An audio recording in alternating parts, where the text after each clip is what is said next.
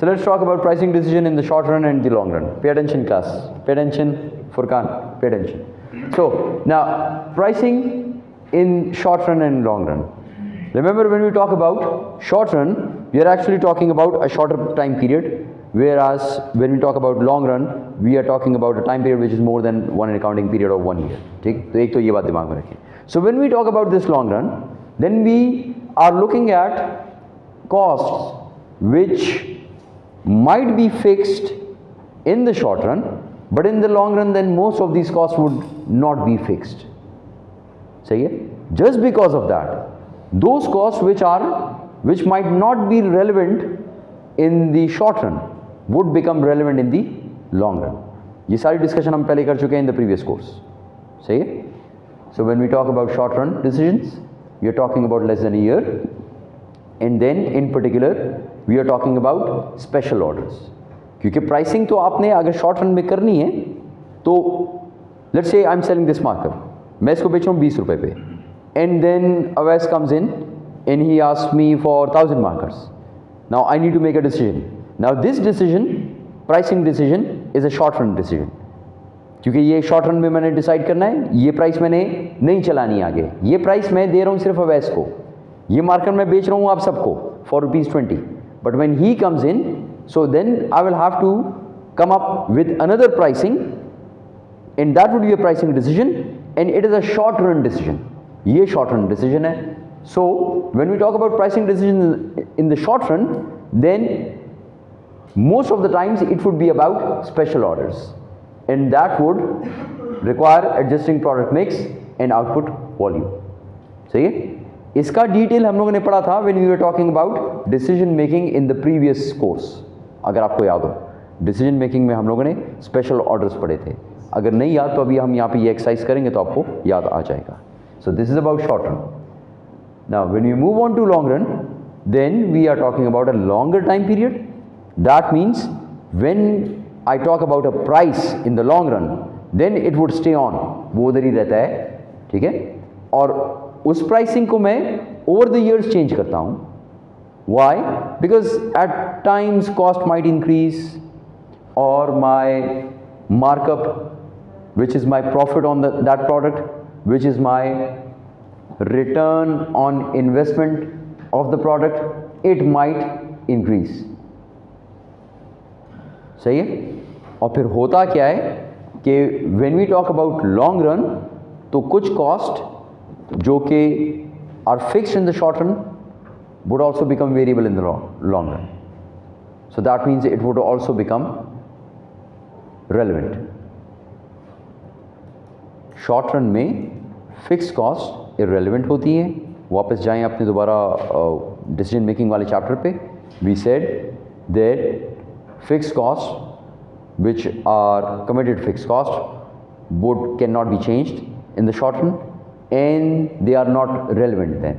Why? Because if you make a decision, if you don't make that decision, उसका कोई फर्क नहीं पड़ता उस पर. लेकिन लॉन्ग रन में वो सब वेरिएबल हो जाती है, तो फिर वो सब रेलिवेंट हो जाती है. So cost that are often irrelevant in short run pricing would become relevant in the long run pricing. सही है? ये बात क्लियर होगी? ये बात भी क्लियर हो गई कि when I'm making a pricing decision in the long run, so I have some margin, I can change it because I'll be looking at an ROI over my cost or investment. अगर मैं इसके ऊपर पैसे लगाता हूँ कुछ इस सब बिजनेस के ऊपर, तो I need some return on it, और वो रिटर्न मैं कितना चाहता हूँ, that would decide my pricing. ये बात भी क्लियर हो गई? ये हम पहले बाय द वे भी हम पढ़ चुके हैं. वो पॉइंट दोबारा से आपको बता रहा हूँ. When we talked about short run and we talked about decision making in the short run, पहले तो decision making में हमने कहा था कि we only take relevant cost. ठीक है? ये बात आपको याद होगी, relevant cost. Now what are relevant costs? Relevant costs are those costs which we need to take in account when we are making a decision. अब वो नॉर्मली वो कॉस्ट होती है which would change when we take a decision. ज़्यादा या कम, differential cost was the term which we used previous semester में, हमने नाम लिया था डिफरेंशियल कॉस्ट का. तो जब हम शॉर्ट रन से we move on to long run, then the fixed costs are not fixed anymore. Those fixed costs which are fixed in the short run would not be fixed in the long run. So that means if there is a fixed cost in the short run, it is actually irrelevant cost. So if it is not a fixed cost anymore, then that means this cost would become a relevant cost. So this is the idea behind this one. Okay, ये भी हो गया. अब आते हैं इसकी exercise की तरफ. Okay, costing and pricing in the short run. Lomas Corporation operates a plant with a monthly capacity of 500,000 cases of tomato sauce. Capacity is 500,000. मैं यहाँ पे figures लिख देता हूँ क्योंकि इसके questions are over a couple of slides, शायद 3-4 भी हैं मेरे ख्याल में. So your capacity is 500,000. Okay, let's move on. Capacity is 500,000 cases. Lomas is presently producing 300,000 cases per month. अब presently आपकी production कितनी है? So your present production is 300,000 cases. So can you produce extra? Okay, yes you can. Now, Delwell has asked Lomas and 2 other companies to bid on supplying 150,000 cases each month for the next 4 months. A company approaches you and they want you to bid for 150,000 cases which they need. उनको चाहिए 1,50,000 cases. आपसे कहते हैं कि यार bid करें, अपनी price हमें बताएं, हम देखेंगे आपसे बाय करें कि ना करें. हमने 2-3 और को भी कहा हुआ है. ठीक है. So first of all, you need to find out whether you can provide those 150,000 cases to this company. Can you provide that to this company? Yes you can, because you have excess capacity. आपके पास है capacity, आप बना सकते हैं. Okay, so that means you can actually provide these 150,000 cases to this company. Okay, let's move on. Cost per case. Variable manufacturing is 38, variable marketing and distribution is 13, fixed manufacturing is 14, fixed marketing and distribution is 15. Your total cost per case is 80. This is your total cost per case. मैं यहाँ पे फिर भी लिख लेता हूँ क्योंकि हमें नेक्स्ट स्लाइड पे फिर जाना पड़ेगा. Variable manufacturing. So variable manufacturing ये ले. Variable manufacturing is 38. Variable marketing is 13. Fixed manufacturing. So now you understand there are fixed costs and variable cost. हम पहले ये सारी चीज़ें पढ़ चुके हैं in the previous course. और fixed marketing is 15. So your total is 80. सही है, ये भी clear हो गया. Let's move on. If Lomas makes the extra 150,000 cases, the existing total manufacturing overhead 4,200,000 per month would continue. So your total existing manufacturing overhead is 4,200,000 per month. How? How is it 4,200,000? Can you confirm it? Can you confirm it somehow? जी, वो कह रहा है ये 4,200,000. Okay, it's 4,200,000. 42 lakh रुपए है. How do you confirm it? Sir जितने units produce हुए हैं, जितने यूनिट्स प्रोड्यूस हुए हैं, कितने यूनिट्स आप लोग प्रोड्यूस कर रहे हैं इस वक्त? 300,000. So your current production is 300,000. Okay, and overhead cost total वो कह रहा है कि आपका ओवरहेड जो कॉस्ट आ रहा है fixed manufacturing. Where is fixed manufacturing? 14. And how many units you are producing? 300,000. So let's find out if it makes up this one. Yes? So that means ठीक है, ये वो वाली पैसे हैं. वो कह रहा है कि ये would remain same. Now go back. If this would remain same, is it a relevant cost or irrelevant cost? Irrelevant. हमने ये कहा ना जो चेंज होती हैं वो relevant, जो ज़्यादा या कम हो. So it's not changing. So that means it is irrelevant. ठीक है? So actually this cost is irrelevant. और इसका total कितना आ रहा है? 4,200,000. Let's move on. Would continue plus an additional 165,000 of fixed overhead will be incurred per month. ये तो होगा. इसके साथ 1,42,000 और भी खर्चा होगा अगर आप इस ऑर्डर को एक्सेप्ट करें. ठीक है? So what about this extra 165,000?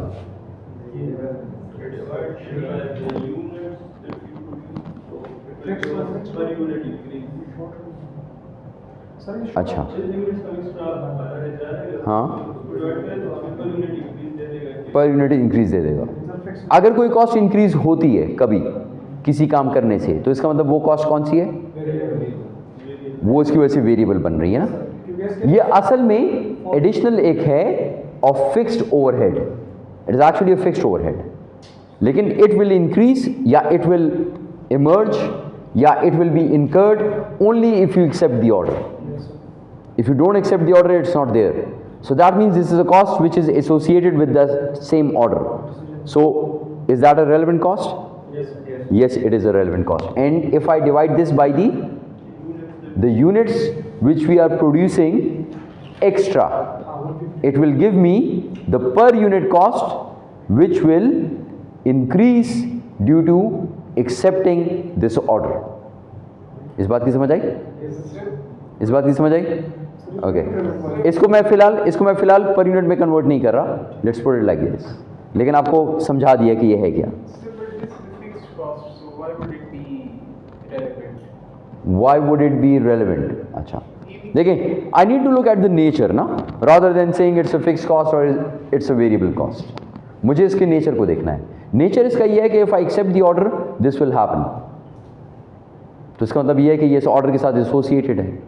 अगर ये ऑर्डर नहीं होगा तो ये कॉस्ट होगी नहीं। So that means this is a cost which is associated with this order.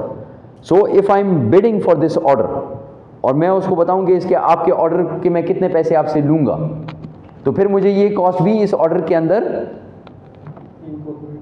Incorporate करनी होगी।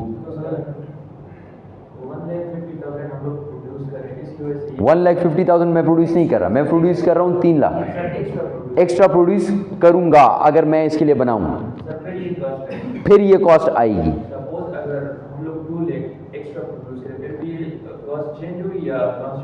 उसने मुझे 2 लाख के बारे में नहीं बताया, लेकिन उसने ये कहा कि अगर 150,000 एक्स्ट्रा करोगे तो ये कॉस्ट आ जाएगी।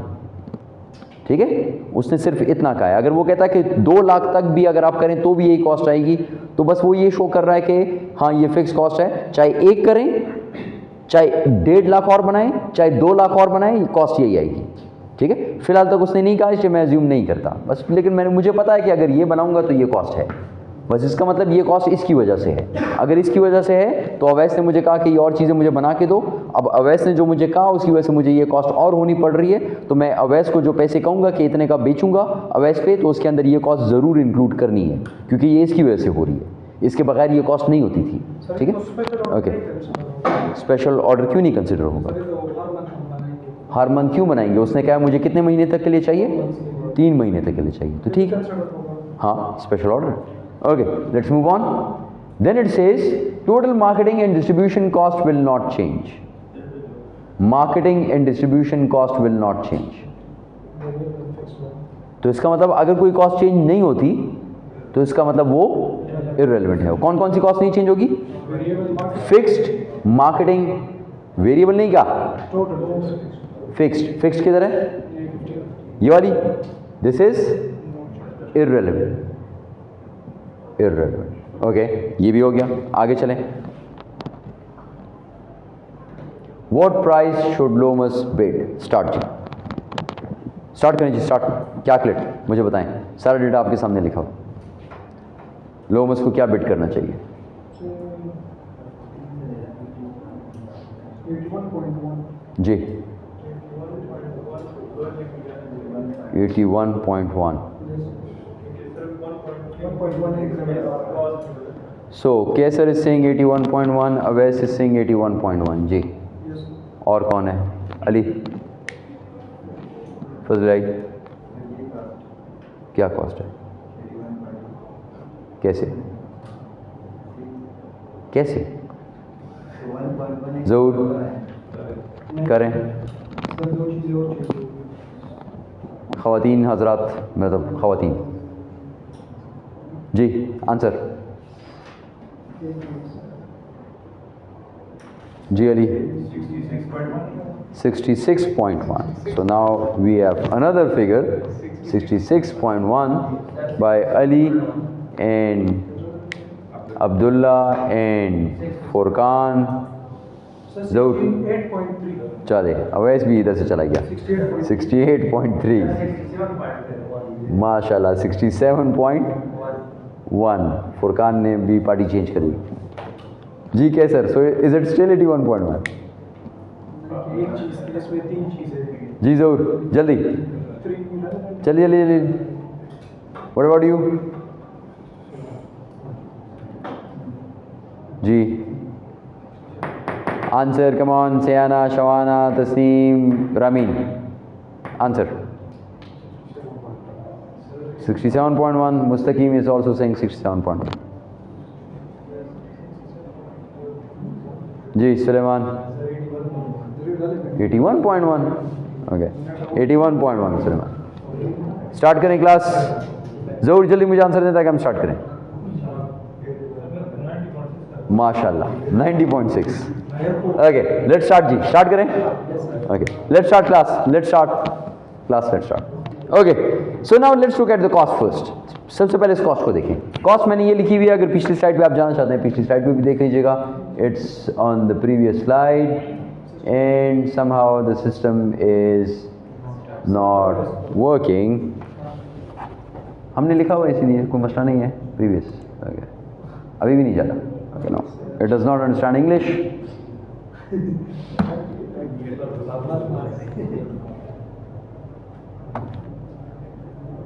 ये फ्रीज तो नहीं हो जाता सर्दी ज़्यादा है चलें ये तो बिल्कुल ही चला गया it's all gone now okay so let's have a look at it again so now we have this cost structure ये स्टोरी आपको सारी समझ आ गई है कि 5 लाख हम बना रहे हैं 5 लाख कैपेसिटी है 3 लाख हम बना रहे हैं 1.5 लाख हमें और चाहिए और वो कह रहा है कि मेरे पास ये कॉस्ट स्ट्रक्चर है ठीक अब आपको पता है कि मैं जो 3 लाख बना रहा हूँ उसकी कॉस्ट इस तरह है and when I make something extra इसमें से कौन कौन सी कॉस्ट होगी और कौन सी नहीं होगी let's have a look at it variable manufacturing if I make one extra product तो ये कॉस्ट करनी पड़ेगी ना so that means this is a relevant cost okay variable marketing and distribution 13 cost variable marketing and distribution relevant क्यों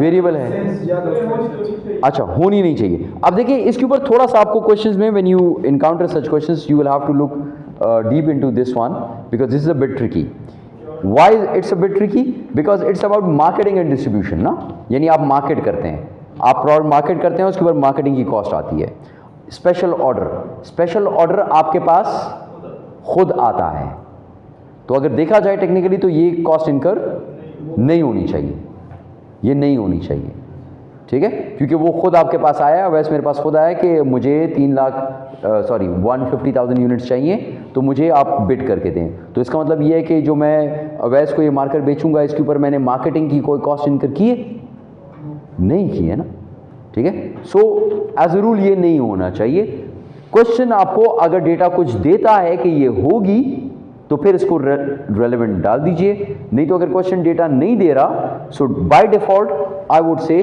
this is actually irrelevant ये नहीं होती okay आगे चलें फिक्स्ड मैन्युफैक्चरिंग इसके बारे में क्वेश्चन ने खुद आपको बता दिया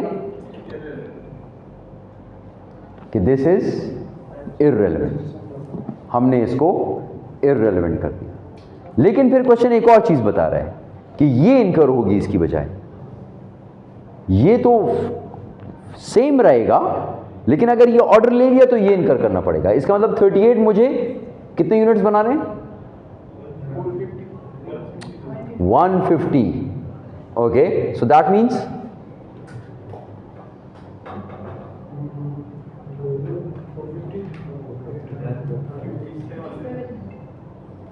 $5,700,000 ओके और इसके साथ ये भी इनकर करनी है फिक्स्ड मार्केटिंग इसके बारे में भी उसने कह दिया इररेलेवेंट फिक्स मार्केटिंग का उसने साफ साफ बता दिया ना इररेलेवेंट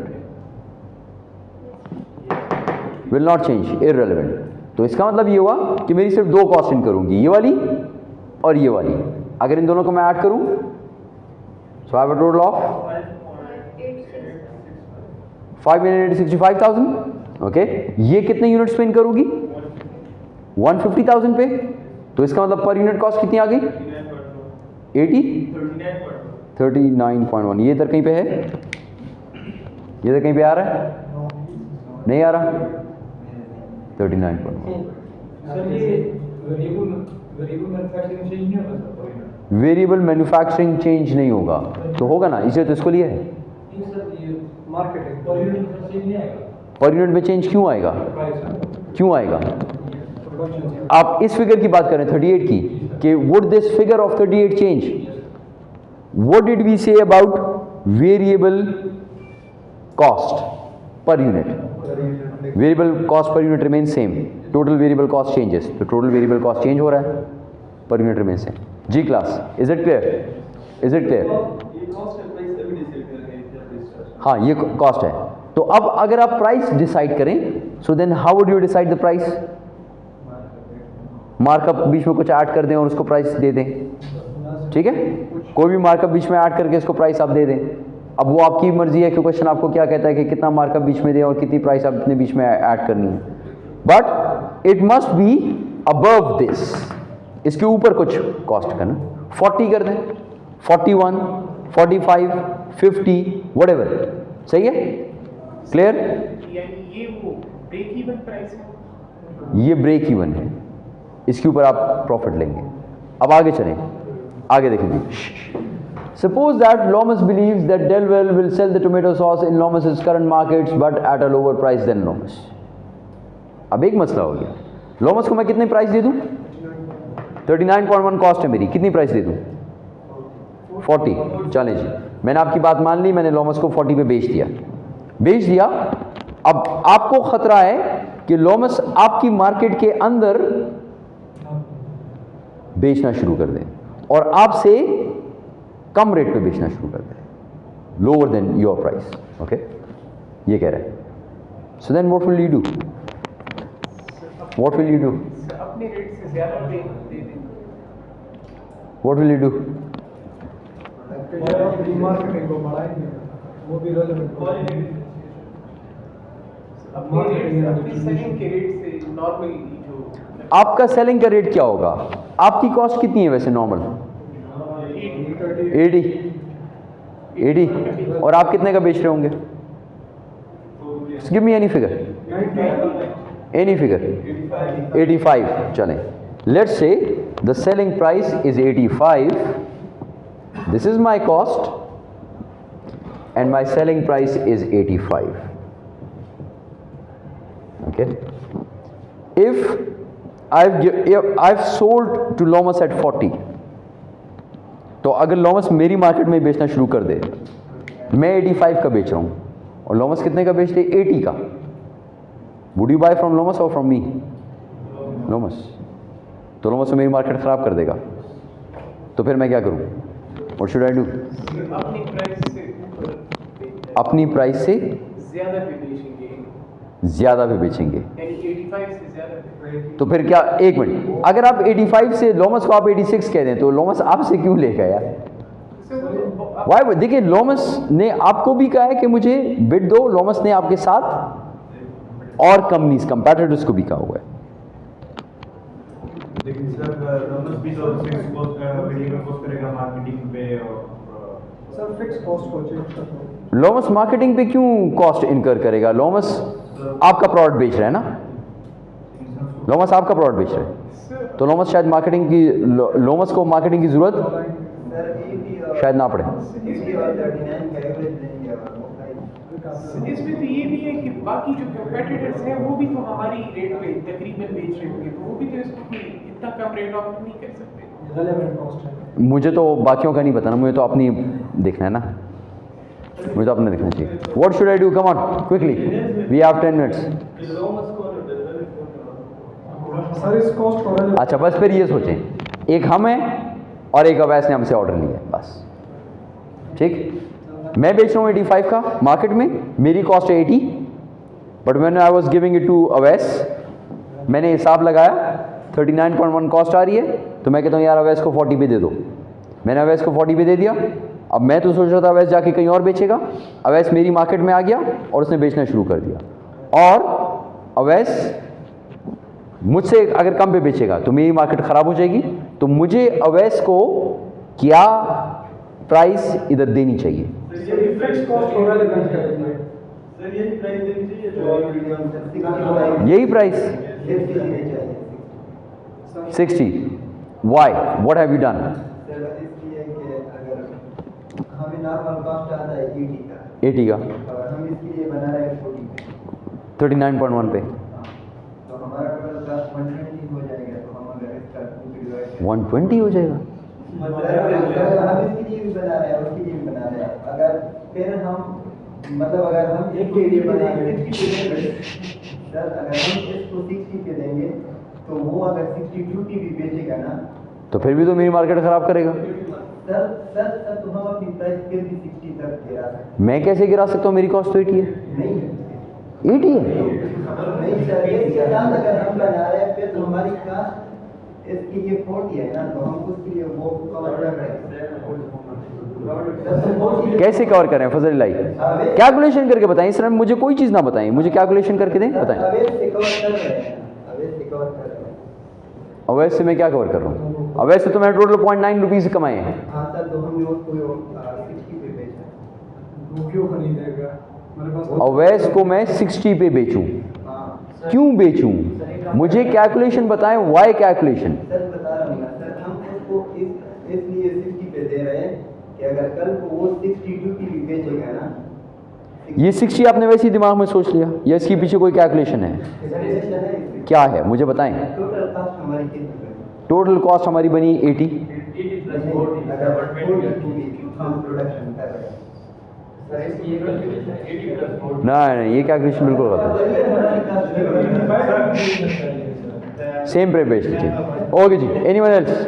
सर मैं सिर्फ 2 मिनट और आपकी सजेशन ले रहा हूँ, उसके बाद मैं आपको आंसर बता रहा हूँ। फिक्स कॉस्ट कम नहीं होगी per unit per unit fix cost मेरी कम हो जाएगी। हो जाएगी सर। चले कैलकुलेशन करें करें, जल्दी बताएं। सर अगर हमारी फिक्स कॉस्ट कम हो रही है, लाइक हम बना रहे थे 300 यूनिट्स, Okay. 300,000 हम आप बना रहे हैं ठीक 450, ठीक।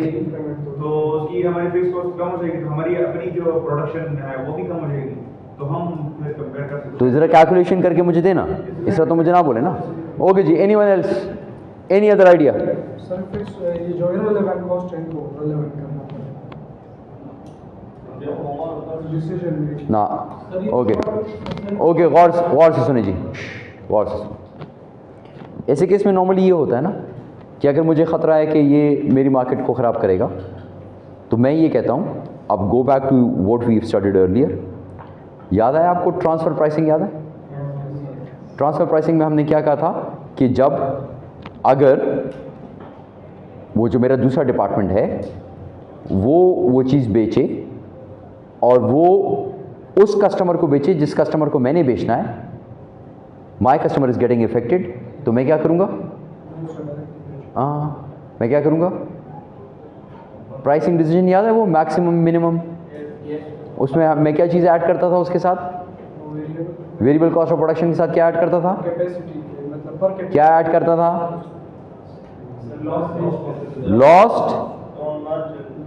Lost contribution margin, contribution margin lost.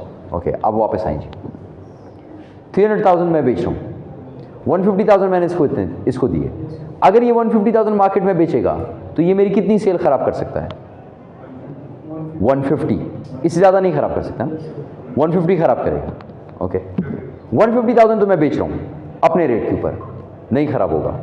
अगर वो आ भी जाए और उसने 62 पे भी बेचा, 45 पे भी बेचा, तो वो सिर्फ 150,000 है उसके पास। वो बेच कर मेरे 150,000 कस्टमर्स को बेच देगा, उसके बाद ख़त्म हो जाएगा, मैं दोबारा अपने रेट पे बेचूंगा। Okay, so my sale would be affected by 150,000 units. 150,000 units. Now what is my contribution margin lost? What is my contribution margin lost? How do I calculate contribution margin? Sales minus variable cost. What is my sales? 85. Variable cost? 50? 51? Okay, so my contribution margin would be 85 minus 34 is my contribution margin. So my contribution margin loss would be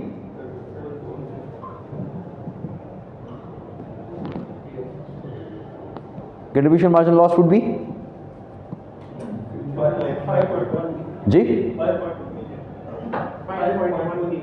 5.1 million, ठीक।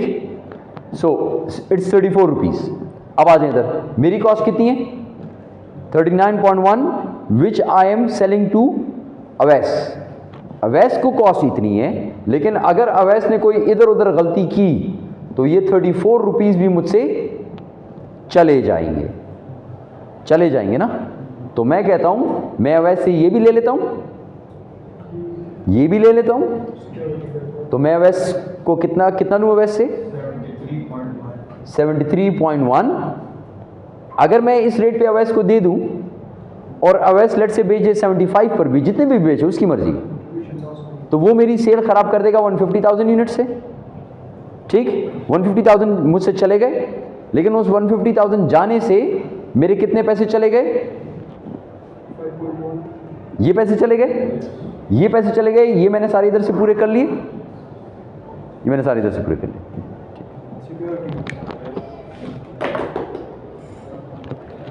How much time are we left with? 2 minutes? Okay. एक और चीज़ है इसमें, थोड़ा सा एक slide, एक और चीज़ है। हमने कंट्रीब्यूशन मार्जिन लॉस्ट की बात की है, यहाँ पे वो बात करता है सेल्स लॉस्ट की बात कर रहा है, रेवेन्यूज लॉस्ट की बात कर रहे हैं। If you do it from this point, revenues lost, तो रेवेन्यू आप कितना लूज करते हैं अगर आप 150,000 नहीं बेचेंगे। So 150,000 multiply by 85, this would be equal to